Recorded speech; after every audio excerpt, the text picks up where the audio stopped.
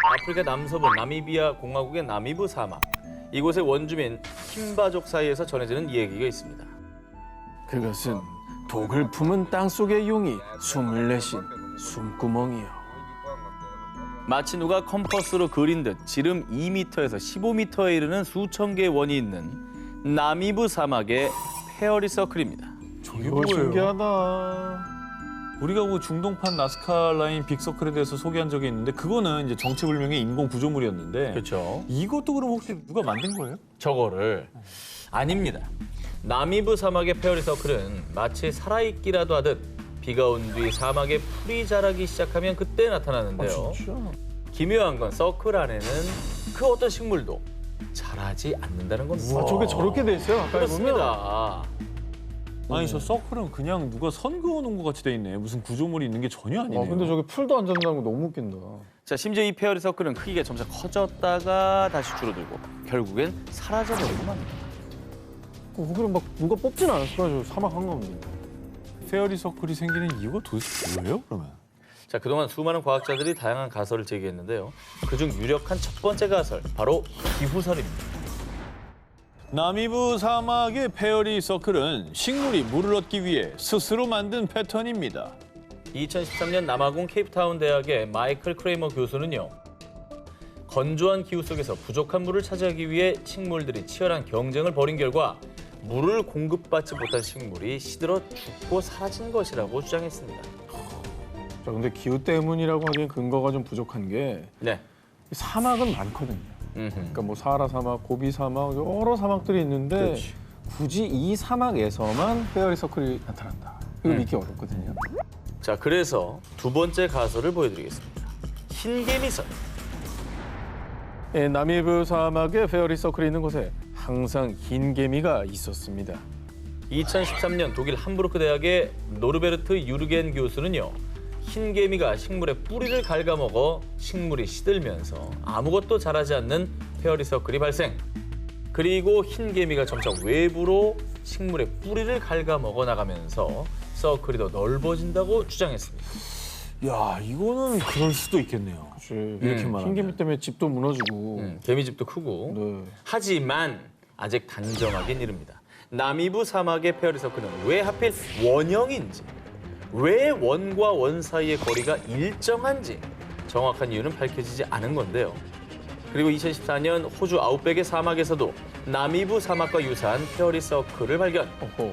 독일 괴팅엔 대학교의 슈테판 게친 교수가 이를 조사한 결과 흰개미가 사막의 페어리 서클을 만드는데 직접 관여하지는 않았습니다. 호주의 페어리 서클이 있는 지하에서는 풀을 자라지 못하게 할 만한 흰개미 집단이 발견되지 않았다고 합니다. 야, 너무 신기하다. 아니 이렇게 되면 진짜 용의 손구멍이라는 말이 제일 차라리 설득이 있어 보이죠? 네, 그게 더 맞는 말 같기도 해요. 숨이 뜨거우니까 풀이 안 자란다고. 드넓은 사막의 미스터리 스팟은 또 있습니다. 지난 5월 국제우주정거장에 체류 중이던 유럽 우주국 소속 프랑스 엔지니어 토마스 페스케가 일명 사하라의 랜드마크를 촬영해 SNS에 공개. 우주에서 이곳을 육안으로 볼 수 있다고 밝혔습니다. 바로 여기입니다. 이건 또 뭡니까? 우주에서 보면 마치 눈동자처럼 보인다 해서 일명 사하라의 눈이라 불리는 곳인데요. 저게 도대체 얼마나 크면 저렇게 보인다는 진짜 신기한 게 저게 우주에서 찍었는데 저 사이즈인 거면. 그렇죠. 와, 얼마나 큰 거야. 움푹 팬 원형 형태인데 지름이 무려 약 40km입니다. 여의도에서 인천공항까지의 거리와 비슷한 셈인데요. 워낙에 크다 보니 정작 현재에서 육안으로는 제대로 확인 불가. 자, 사람들은 사하라의 눈의 실체를 알지 못하다가요. 1965년 미국의 우주선인 제미니 4호가 우주에서 지구를 돌던 중 사하라 사막 서부의 모리타니에서 포착. 거대한 사라의 눈, 그 실체가 드러난 것입니다. 야, 진짜 하늘에서 저걸 처음 봤을 때, 저 사진을 처음 전송받아 봤을 때 되게 기괴했겠네요. 그렇죠. 이거는 도저히 인위적으로 조성할 수 있는 그런 규모는 아닌 것 같네요. 이게 원형으로 또 움푹 패였다고 했잖아요. 네네. 그러면 어떤 그 거대한 뭐 운석 같은 게 떨어진 흔적 운석. 이렇진 않을까요? 자, 보통 운석의 분화구는요, 중심부가 솟아오른 형태이지만 사하라 사막의 눈 중심부는 평평한 데다가요, 만약에 운석이 충돌했다면 열과 압력으로 인해 광물의 성질이 변하는 변성암이 발견돼야 정상입니다. 하지만 사하라의 눈 인근에서 운석 충돌로 인한 변성암은 발견되지 않았습니다. 그러면 큰 규모의 지각 운동 중에 화산도 있잖아요. 화산. 네. 근데 이거 너무 평평한 데잖아요. 그래, 좀 그렇긴 해. 자, 여러분, 화산이 분출했다면 이 지형이 어떤 암석으로 되어 있겠습니까? 화강암, 현무암 뭐 이렇게. 그렇죠. 우리가 학생 때 과학 시간에 배운 대로라면 화산 분화구가 있는 지역에 화산암이 발견되는 게 상식입니다. 하지만 사하라의 눈 인근에서는 화산암이 거의 발견되지 않았습니다. 그럼 그것도 아니라는 얘기네. 그러면 어떻게 된 거야? 사막에서 포착된 미스터리한 원형들. 과연 그 출생의 비밀은 언제쯤 밝혀질까요? 뉴질랜드의 수도 웰링턴을 비롯해 오클랜드, 크라이스트처치, 타우랑가 등 1970년대부터 비교적 최근인 지난해까지 뉴질랜드 주민들은요. 며칠째 잠도 제대로 못 자고 코피까지 흘렸어요. 머리가 아파 살 수가 없어요. 이것 때문에 수면 장애부터 심박수 증가, 심지어 코피까지 신체적, 정신적 고통을 호소했습니다. 뭐지? 뭔가 막 기계음 같긴 한데.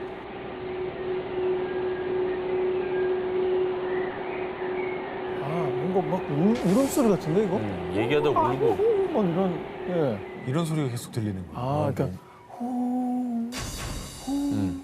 윙윙 지직 막. 근데 이제 이게 괴로울 거는 알겠는데 이것 때문에 코피까지 흘렸다고요? 이를 분석한 전문가들은 소음의 주파수가 100Hz 이하의 저주파로 신체에 직접 진동을 주기 때문에 심할 경우 극심한 피로와 함께 두통, 구토, 어지러움 등을 유발할 수 있다고 밝혔는데요. 그런데 신체적 고통까지 유발하는 이 미스터리한 소음은요. 뉴질랜드뿐 아니라 미국, 캐나다, 러시아, 프랑스, 영국 등 전 세계 곳곳에서 나타났습니다. 아, 그렇게 많이 일어났어요? 그렇죠. 그러니까 이런 특정 소음이 한 군데도 아니고 여러 지역에서 들리는 게 정말 이상하네요. 예. 아니, 소음의 정체를 조사를 해봤나요? 해봤죠. 哦 1999년 미국, 2011년 캐나다뿐만 아니라 2012년엔 뉴질랜드 웰링턴 시의회가 그리고 지난해에도 뉴질랜드 타우포의 환경보건 책임자가 나서서 조사를 했습니다. 문제를 파악하기 위해 최선을 다했지만 아직 그 답을 찾지 못했습니다. 그런 거 아닐까요? 극지방에 이렇게 비행기들이 뭐 많이 지나갈 수 있잖아요. 그러니까 음속으로 갈 때 소닉붐이라고 엄청난 굉음이 발생하는데 이게 그런 또 비행기 소음이 아닐까? 실제로 소닉붐이 유력한 가설 중에 하나긴 합니다. 하지만 2016년 미국에서 정체불명의 소음이 발생했을 당시 미 공군 측에서는요. 예, 당시 소음이 발생한 지역에서 소음을 유발할 수 있는 훈련이 진행되지 않았습니다. 그리고 모든 그의 소음의 원인이 소닉붐일 가능성 역시 입증되지 않았습니다. 소음의 정체가 의문이다 보니 일각에선요. 좀 전에 오 기자가 멕시코 의문의 섬광 때 언급했던 것처럼 이번에도 하프의 소행일 것이다 라는 음모론이 제기되기도 했습니다. 하프의 소행이라고 하기에는 각국에서 너무 동시다발적으로 나타나는 게 이상하죠. 미국에서 먼 데서도 일어나고 있으니까. 게다가 미국 본토를 자기가 공격할 수는 없는 그렇죠. 거 아니에요? 전 세계 수많은 사람을 괴롭게 한 정체불명의 소음. 과연 그 소리의 정체는 무엇일까요? 이번 초자연 현상은 영상으로 먼저 함께 하시죠. 자, 2016년 러시아 시베리아에서 촬영된 영상 속 의문의 동그란 빛. 어쩌면 UFO보다 더 신비롭고 더 목격하기 힘든 초자연 현상, 일명 볼 라이트닝 부상 번개입니다. 에이? 이 과학자들에 따르면 이 볼 라이트닝은 심한 뇌우가 발생할 때 일반 번개가 발생할 확률의 10만 분의 1 정도로 드물게 발생하고요. 우와. 골프공 크기부터 1m가 넘는 크기까지 그리고 주황색, 파란색, 흰색 등 다양한 색을 가지고 있는데요. 이 볼 라이트닝은 1638년 영국에서 목격된 것을 시작으로 1987년 호주 퀸즐랜드, 2010년 호주 브리즈번, 2012년 중국과 러시아 등 수세 기에 걸쳐 목격되어 왔습니다. 근데 볼 라이트닝 번개가 공 모양의 색까지 있을 수가 있나? 그러니까 볼 라이트닝이라고 이름은 붙였지만 볼 라이트닝이라는 그 존재 자체가 굉장히 이상한 거죠. 그리고 이 볼 라이트닝이 더 신기한 거는요. 이 보통 번개가 칠 때는 비릿한 금속 냄새에 비슷한 오존 냄새가 난다고 알려져 있는데요. 그런데 일부 목격자들에 따르면 사라질 때 유황 냄새가 났어요. 일반 번개와는 다른 특유의 냄새를 가지고 있고요.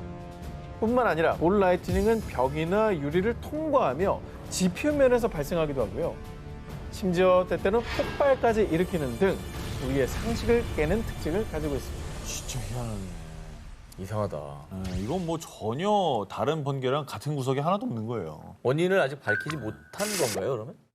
오랜 세월 볼 라이트닝 현상을 연구한 과학자들은 다양한 이론을 내세웠는데요. 자기장 때문에 형성된 특이한 형태의 플라즈마입니다. 지진파가 충돌할 때 돌에서 방출된 빛일 겁니다. 수많은 추측과 이론이 제기됐지만 아직까지 볼 라이트닝이 왜 어떤 환경에서 발생하는지 등 정확한 원리와 구조는 아직까지 연구 중에 있습니다.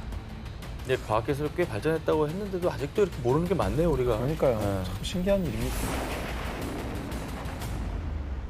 이번에 소개해드릴 곳은요. 미국 미네소타주의 저지 매그니 주립공원에 위치한 불을강의 신비한 폭포, 일명 악마의 주전자입니다. 뭔데 이게? 도대체 왜 신비하다는 겁니까? 그러니까 상식적으로 여러분, 폭포에서 물이 이렇게 떨어져요. 그럼 어떻게 돼요? 사이즈. 쌓여서 고이고 아래로 흐르는 거 아닙니까? 근데요. 그런데 말입니다. 이 신비한 폭포는 좀 다릅니다. 보셨다시피 폭포는 두 갈래로 나눠져서 이 우측의 폭포는 아래로 떨어져서 강물에 이렇게 고인 다음에 유입이 되는데 다른 한쪽의 폭포는 절벽 아래 구멍으로 떨어진 뒤 어디로 갔는지 모습을 감추자. 네? 보십시오. 끊겨져 있습니다. 여기서 정말 더 미스테리한 건요. 그러네. 왼쪽 폭포 구멍에 탁구공이랑 나무를 던졌는데요. 다시 나타나지 않았어요. 폭포 물과 함께 사라진 거라고요. 아니 근데 저거는 저렇게 많은 물이 저게 뭐 누가 틀었다 끄는 것도 아니고 계속 지금도 그러고 있을 텐데. 그 물이 다 어디 갑니까? 자, 그래서 폭포물을 집어삼킨 듯한 이곳은 일명 악마의 주전자라 불리며 과학자들도 풀지 못한 미스터리 스팟으로 유명세를 탔는데요. 자, 그런 가운데 미네소타 천연자원부에서 이 폭포를 조사, 2017년 흥미로운 결과를 내놓았습니다. 폭포 이전에 초당 123 입방피트의 물이 이동하고 폭포 아래 강에서는 121 입방피트의 물이 이동합니다. 자, 쉽게 말해서 왼쪽 폭포의 물이 강 하류에서 다시 합류한다는 겁니다. 하지만 수십 년간 사람들이 던진 물건뿐만 아니라 폭풍이 닥칠 때 구멍 속으로 떨어진 수많은 나무 조각과 침전물이 감쪽같이 사라져버린 현상에 대한 미스터리는 여전히 풀리지 않는 수수께끼인데요. 물건은 발견이 안 됐다 이거죠. 이 물은 합류가 됐지만 그러면 구멍 아래 뭔가 거대한 큰 동굴이 있어서 거기 아마 쌓여 있을 겁니다. 나도 그 생각을 했는데. 침전물이 쌓여 있는 거예요 지금. 근데- 나도 생각했는데 지금 폭풍이나 태풍 같은 거 올 때 나뭇가지들도 엄청 들어갔대잖아요. 그렇지. 그런 식으로 막혔으면 아예 저 구멍이 막혀서 더 이상 절로 물이 들어가지 않았겠죠. 그런데 말입니다. 뭐 지하동굴설, 뭐 이런 것들은 보통 물에 쉽게 녹는 성질인 석회암 지대에 형성이 되는데요. 그런데 이 폭포가 있는 곳은 마그마가 지표면에서 빨리 식어서 생성되는 화산암 종류의 유문암 지대입니다. 물에 쉽게 녹지 않아 거대한 지하동굴이 형성되기 어렵습니다. 유문함은 안 녹아요. 아니 근데 도대체 그럼 그 물건들은 어디로 사라진 거예요? 걸려 있다니까 거기. 답답하네 정말. 턱에 걸려 있다니까. 내가 진짜 내 꺼내줘 탁구공 들어가서. 내 꺼내줄게 내가. 수중 너무 카메라 됐죠? 들고 들어가서 꺼내주면 될 거야. 탁구공이요 이러면 되는 거 아니에요? 자, 그럼 코로나19가 끝나면 제일 먼저 정 기자님 투입되는 걸로. 네. 사라진 물건들에 대해서는 소용돌이와 같은 충격으로 인해 부서진 게 아닐까 하는 추측이 있지만 정확히 밝혀지진 않았고요. 오랜 시간 쌓인 물건들이 잔해조차 발견되지 않은 건 이건 또 이해가 안 되는 거예요. 이상하죠. 게다가 왼쪽 구멍으로 흐른 폭포물이 강의 어느 지점에서 합류하는지 역시 밝혀내지 못했는데요. 자, 과연 물건들은 어디로 사라졌을까요? 신비한 구멍, 악마의 주전자는 정말로 초자연적인 힘을 가지고 있는 걸까요? 아르헨티나 코르도바에 위치한 성당. 한 해에만 약 12만 명 이상이 성당에 나타난 신비로운 현상을 보기 위해 이곳을 방문한다고 합니다. 12만 명이. 뭔데요? 보시죠. 뭔데?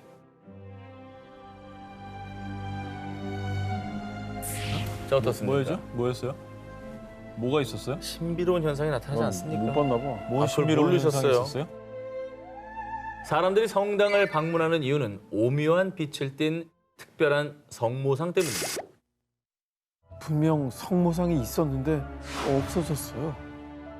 분명히 존재했던 성모상의 형체가 가까이 다가서면 감쪽같이 사라지는 겁니다. 아, 그 얘기였구나.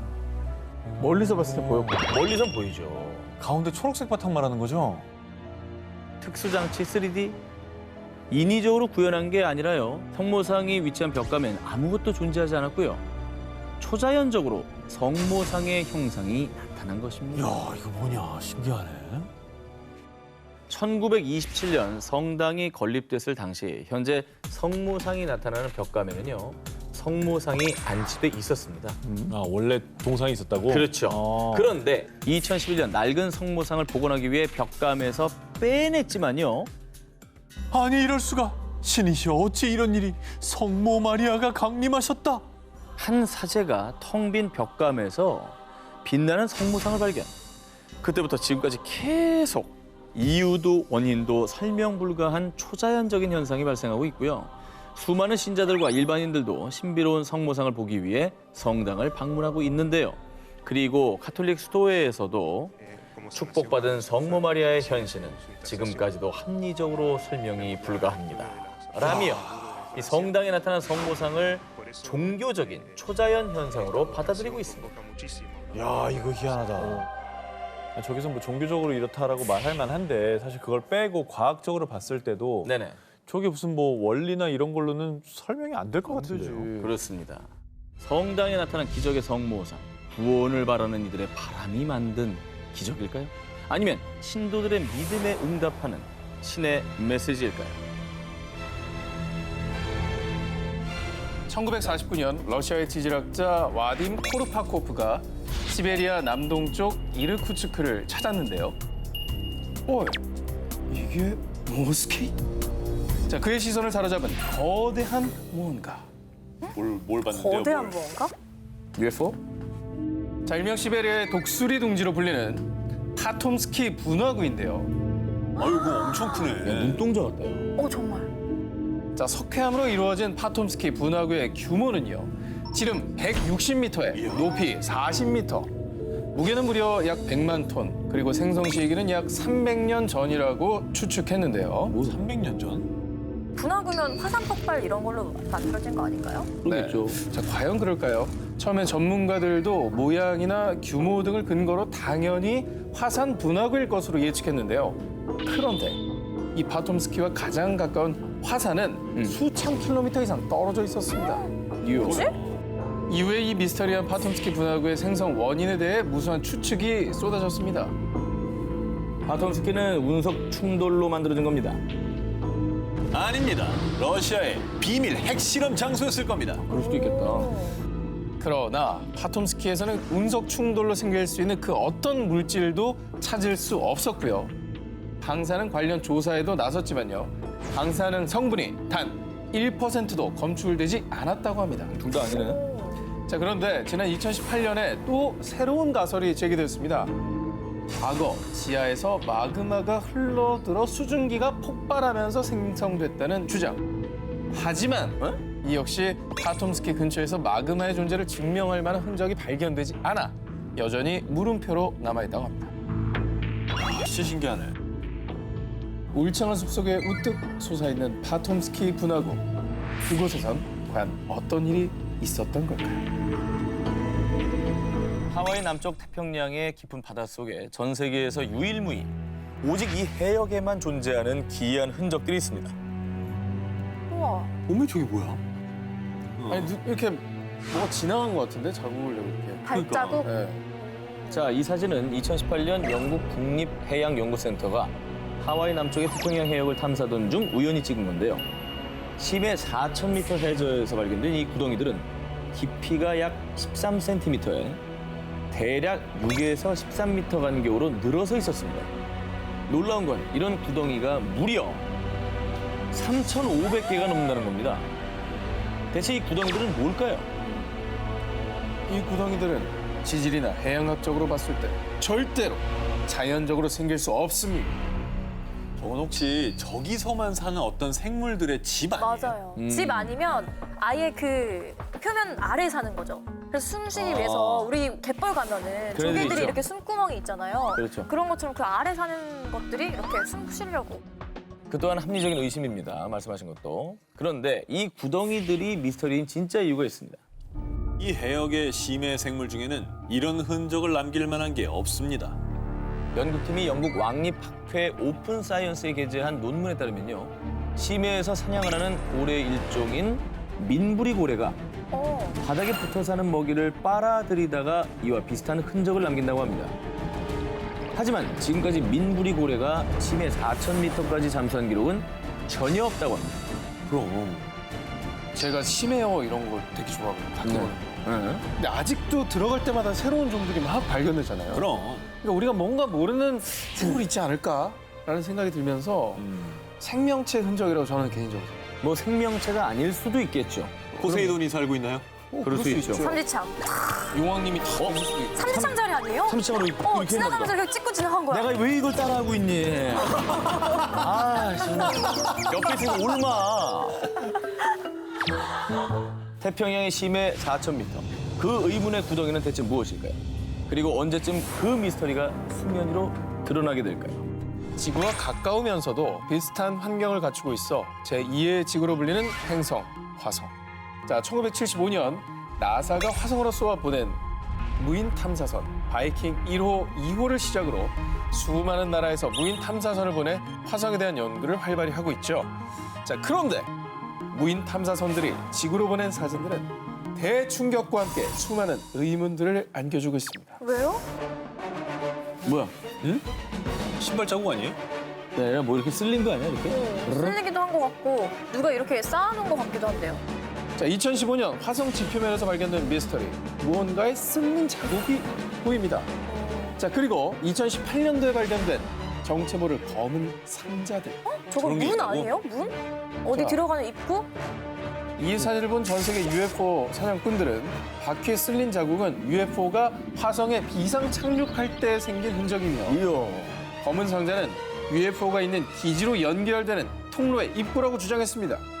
자, 미스터리한 화성 사진은 이뿐만이 아닙니다. 정말로 충격적인 장면이 포착됐습니다. 뭔데? 떨려. 어떡해. 충격적인 장면? 저건 글자 팔이네? 숫자네, 같은데요? 숫자? 오자인데, 오자 오자. 같기도 해요. 58? 자, 여러분 이 사진 절대 합성이 아닙니다. 자, 화성 표면에서 발견된 저 아라비아 숫자와 같은 모양. 자, 과거에도 놀라운 발견들이 있었는데요. 2004년 화성 대기에서 측정된 메탄가스. 메탄은 지구의 미생물들이 내뿜는 가스입니다. 따라서 화성에도 생명체가 존재할 가능성이 있다라는 의미로도 해석이 되는 거죠. 그리고 화성에서 물이 흘렀던 흔적도 발견됐다고 그런 얘기 있었잖아요. 맞아, 맞아. 진짜로 뭔가 생명체가 살고 있는 거 아니에요? 자, 여러분은 어떻게 생각하십니까? 자, 화성에서 발견된 의문의 사진들은 정말로 외계 생명체 흔적인 걸까요? 2012년 1월 미국의 한 거대 익명 커뮤니티 초자연 현상 게시판에요. 텍스트가 담긴 이미지 파일이 하나 올라왔는데요. 자, 우리는 고도로 지적인 사람을 찾고 있습니다. 이 이미지 속에 숨겨진 메시지가 있습니다. 이걸 찾으면 여러분 우리를 만나기 위한 여정을 시작하게 됩니다. 자, 이것이 바로 미국 온라인상에서 가장 큰 미스터리로 회자되는 정체불명의 단체 3301의 첫 번째 관문 문제입니다. 저 이미지 자체 안에 텍스트도 있지만 그 안에 문제가 숨겨져 아, 있습니다. 그래요? 국민 네티즌들은 그들의 심벌인 매미 그림을 보고요. 영어로 매미, 그러니까 시카다를 붙여 시카다 3301로 그들을 불렀습니다. 몇몇 네티즌들은 누군가의 장난이라고 여겼지만요. 그러나 바로 몇 분 뒤 나 암호를 풀었어. 저도 풀었어요. 하며 나타나게 된 거죠. 우와. 자, 이렇게 실제로 시카다 3301이 낸 문제를 풀었다는 사람들이 속속 등장하면서요. 점점 이 단체에 대해 관심이 마구 쏠리기 시작했습니다. 야, 뭐지? 자, 문제를 푼 이들이 말한 문제 해독 방법 살짝 설명드리면 첫 번째 문제를 시작으로 이걸 풀면요. 다음 문제, 그리고 또 다음 문제로 이어지는데요. 숫자네요. 어머, 뭐야. 자, 암호를 푸는 문제는 웹상에 프로그래밍으로 해독할 수 있는 이미지를 올리거나 세계 또 여러 장소 곳곳에 QR코드가 찍힌 종이를 붙였다고 하는데요. 자, 그리고 놀랍게도 대한민국에서도 그들의 문제가 발견된 적이 있습니다. 와, 어디서요? 2012년 서울 강서구 방화동의 한 아파트 인근에서도 발견된 QR코드 종이. 자, 보시면 저 QR코드를 인식하면은 또 다른 문제가 있는 웹사이트가 나옵니다. 자, 하지만 이 문제를 푼 이들은 문제를 풀면 풀수록 시카다 331의 정체와 그들의 목적, 그리고 그 암호의 끝이 무엇인지 더 큰 미스터리에 휩싸였고요. 2013년, 2014년, 2016년에도 시카다 331의 미스터리한 문제들이 퍼지자 2014년 미국 워싱턴 최대 일간지인 W신문사에선 이 단체를 인터넷에서 가장 괴이하고 미해결된 미스터리 탑5로 선정할 정도였다고 합니다. 정말로 전 세계를 떠들썩하게 만든 시카다 331. 그들의 정체를 두고 CIA나 MI6 같은 국가 첩보기관의 요원 모집 시험 문제일 거야. 아니야. 전 세계를 장악하려는 비밀 결사일 거야. 정부나 비밀단체에서 암호해독 능력자를 찾는 것이 아니냐라는 음모론이 우세해졌습니다. 그럴 수 있어요. 오늘 유행어 예감인데 그럴 수 있어요. 장안의 화제가 되겠는데요, 이 유행어. 자, 실제로 2013년 영국 정보기관 GCHQ에서는 Can You Find It이라는 채용 프로그램을 진행. 도발적이다. 그들이 낸 암호 해독을 모두 푼 사람들을 채용했고요. 오. 자, 구글도 2004년도에 비슷한 수수께끼 광고판을 게시한 적이 있었습니다. 맞아요. 영원히 풀릴 것 같지 않던 시카다 331의 존재. 이 정보를 공유하지 마시오. 공유하고 싶잖아요. 그럼. 자신이 첫 번째 공개된 암호를 푼 최종 우승자라고 주장하는 마르쿠스 워너가 2015년도에 한 잡지 인터뷰를 통해 비밀단체인 시카다 331에 대해 밝힌 거죠. 암호화된 사이트에서 첫 암호를 푼 20명의 승자들 만났어요. 그리고 3301 대표자들도 몇 명 만나기도 했고요. 그의 인터뷰에 따르면요, 그는 2012년 15살에 첫 번째 암호를 모두 풀었고 그 뒤에 익명의 계정으로부터 아이디와 비밀번호가 담긴 한 이메일을 받았다고 하는데요. 그 아이디로 암호화된 사이트의 채팅방에 접속해 331의 관리자를 만날 수 있었다고 합니다. 그리고 그들이 한 말은 3301은 정보와 익명성의 자유를 함께 나눌 동지를 선발하고 그들과 감시 방지 소프트웨어를 개발하라고 합니다. 우리는 거대해질 겁니다. 자, 하지만 이 소수의 문제 통과자들은 시카다 3301과 뜻이 맞지 않았고요. 결국 그들은 과해되어서 암호화된 사이트마저 사라졌다고 합니다. 또한 마르쿠스 워너의 친구도 두 번째 관문의 암호를 모두 풀었는데 2017년 4월경 시카다 331에게서 받은 한 통의 메일에선 Be patient, 인내심을 갖길이란 메시지뿐 지금까지 그 어떤 연락도 받지 못했다고 합니다. 지난 2014년 6월 싱가포르 북동부에 위치한 고우강. 이곳의 한 나무 밑에 낡은 인형이 버려져 있었습니다. 약간 무섭게 생겼다. 아무도 섣불리 건들지 않는 이 인형은 일명 후광 인형이라 불리며 SNS에 퍼지기 시작했습니다. 그런데 사람들은 이내 공포와 두려움에 휩싸입니다. 그 이유는 이 인형은 혼령이 깃들어서요. 주인이 없을 때면 혼자 집안 곳곳을 돌아다닌답니다. 진짜? 심지어는 잘 다녀왔어? 이렇게 젊은 여성의 목소리까지 냈다고 합니다. 나 지금 소름 돋았어. 실제 영화 에나벨이랑 비슷한 실사판이네요. 실사죠. 근데 왜 이게 하필이면 저 나무 밑에서 저렇게 딱 발견된 거죠? 이 호우광 인형에 대한 이야기가 전국에 쫙 퍼지자 SNS 짹짹이에서 호우광 인형의 실제 주인이란 사람이 나타났습니다. 정말?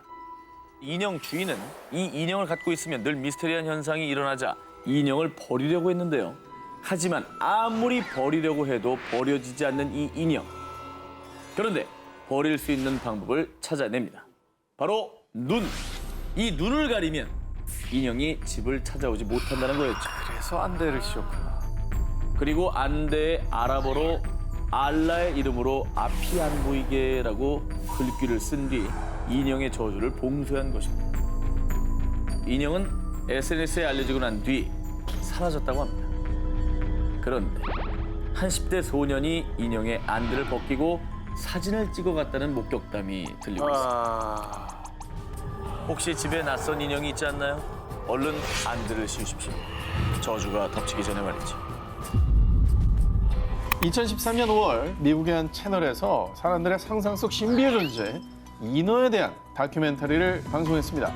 자, 페이크 다큐 형식으로 미 정부가 인어의 존재를 알고 인어를 부검한 사실 등을 은폐한다는 내용을 담고 있었죠. 부검까지 해요? 다큐 내용이 되게 신선하네요. 나 인어인지를 확인하려고. 네네. 와. 자, 그런데요, 다큐멘터리에서 소개된 영상 하나가 누리꾼들을 큰 충격에 빠뜨렸습니다. 바로 이 장면입니다. 뭐야? 뭔데? 자, 누구야? 보셨죠? 뭔가가 물로 들어갔는데? 이스라엘 한 해변에서 촬영된 영상. 이 영상을 촬영한 남성은 바위의 생명을 보고 라며 대수롭지 않게 여겼다가 미지의 생명체가 카메라 쪽을 돌아보며 물에 뛰어들자 놀라서 비명을 질렀는데요. 자, 이 영상이 방송된 뒤 인어 추정 생명체 포착, 듀공인가 인어인가 라는 논란이 크게 일었습니다. 사실 인어라고 그 의심되는 게 그 듀공이잖아요. 되게 인어랑 비슷하게 어떻게 보면 신뢰할 수 있는 비슷하게 생긴. 근데 여기는 지금 머리카락 같은 게 달렸잖아요. 결국 다큐멘터리가 방송된 이후 시청자들 사이에서 갑론을박이 계속되자 담당 PD였던 찰리 폴리가 입을 열었습니다. 그 영상은 조작된 영상입니다. 아, 뭐야? 조작이었어요? 자, 그렇습니다. 자, 연기자와 함께 촬영을 한 영상이었는데요. 인어가 실제 있을 수 있다라는 가능성과 호기심을 바탕으로 제작이 된 거였죠. 실제로 프로그램이 끝난 뒤에 이 프로그램은 허구라는 내용이 명시됐지만 이 자막을 보지 못한 시청자들 사이에서 논란이 일었던 겁니다. 자, 그런데 당시 워낙 논란이 거세다 보니 미 해양대기청에서도 지금까지 인어가 존재한다는 증거를 발견한 적이 없습니다 라고 공식 발표까지 했다는데요. 그런데 이렇게 공식 발표까지 했는데도 아니다, 진실은 따로 있을 거다라며 의견이 분분했다고 합니다.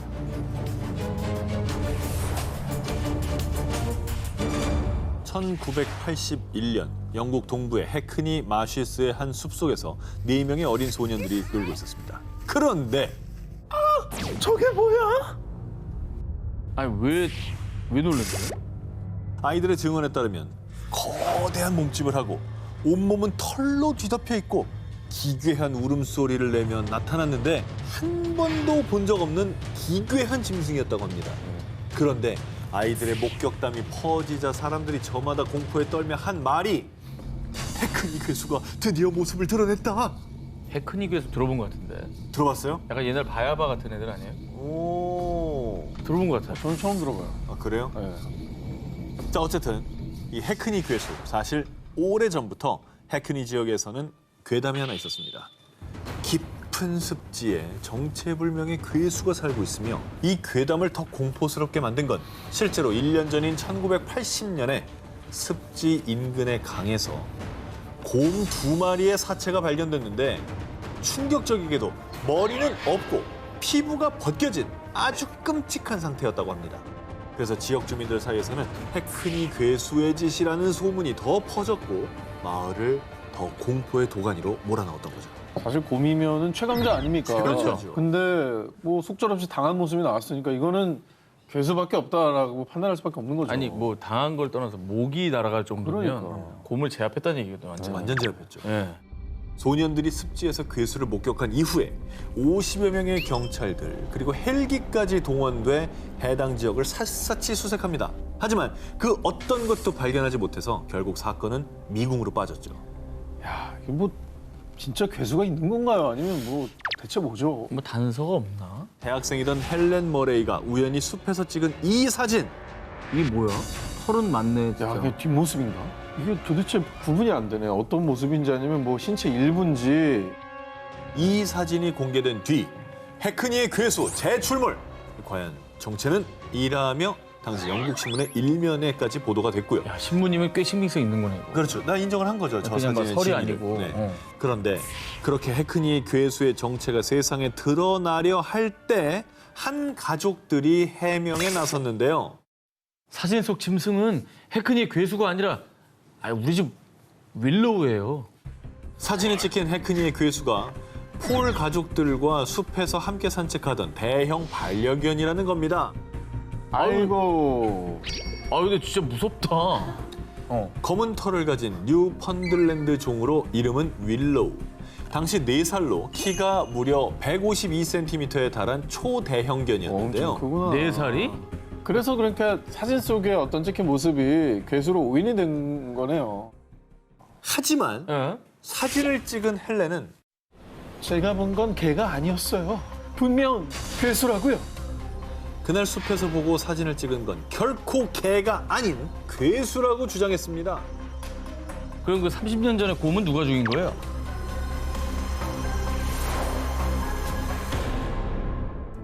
(2007년 2월) 영국 더비셔주 30대 남성 댄은 로마 시대의 한 유적지 근처에서 강아지 워커와 산책 중이었습니다. 그런데 정말 이상하게도 강아지가 갑자기 한 무덤에 다가가 사납게 짖기 시작했습니다. 아, 워커 왜 그래? 잠깐. 저게 뭐야? 유골인가? 무덤을 자세히 살펴보니 손 하나가 겨우 들어갈 정도의 틈이 있었는데요. 들여다봤더니 정말 그 사이에서 유골로 보이는 게 발견이 됐습니다. 그런데 말이죠. 사람이라고 하기에는 유골의 모양은 어딘가 이상했습니다. 뭐야 이게? 근데 뭐라고 해야 되나? 이게 모양 자체가 약간 미라 형태를 띠고 있는데요. 이거 엎드려 있는 거예요? 아 날개가 있네. 날개가 있잖아. 아, 저 이파리가 아니라 날개예요. 날개. 댄이 발견한 유골은 미라처럼 보였는데 무엇보다 크기가 약 20cm로 아주 작고 날개가 달려 있어서 마치 동화 속 요정처럼 보였습니다. 심상치 않은 미라를 발견했다는 사실에 댄은 곧바로 경찰에 신고. 이후 인류학자와 법의학자의 조사 결과가 발표됐는데요. 인간과 신체 구조가 비슷하고 뼈가 새처럼 가볍군요. 400년 된 미라 같습니다. 정말 충격적인 조사 결과를 들은 댄. 인류 역사를 뒤흔들 요정 미라의 유골을 발견한 뒤 자신의 웹사이트에 게재했는데요. 사람들도 난생 처음 보는 미지의 생명체에 역시나 큰 관심을 쏟았고요. 댄이 올린 사진과 글은 단 하루 만에 조회수 약 2만 뷰를 기록. 아니 근데 내용 자체가 너무 충격적이고 과학자들도 일단 400년은 컨펌 해준 거잖아요. 그러니까 어쨌든 조작은 아니란 얘기잖아요. 과학자가 인정했습니다. 네. 그죠? 그렇죠. 충격적이지 않습니까? 이상하다. 그런데 요정 미라의 존재가 밝혀진 뒤 또다시 충격 발표가 있었으니 이 사실은 뭐냐? 약 2달 뒤인 4월 1일 영국 BBC에서 만우절 장난으로 밝혀진 요정 미라 아주 라고 보도가 됐습니다. 4월 해필 또 4월 1일이네. 아. 근데 장난치고는 너무 고퀄로 만들었다. 세상을 떠들썩하게 만든 요정 미라는 사실 존재하지 않았습니다. 이 모든 것은 미술용 소품 제작자였던 댄의 손끝에서 탄생한 가짜 소품. 그런데요, 댄이 직접 거짓말이라고 밝혔잖아요? 네. 그랬는데 이거 과연 거짓말일까? 정부의 압력 때문에 말을 바꾼 것 같다 라며 의도치 않은 음모론까지 등장했다고 합니다.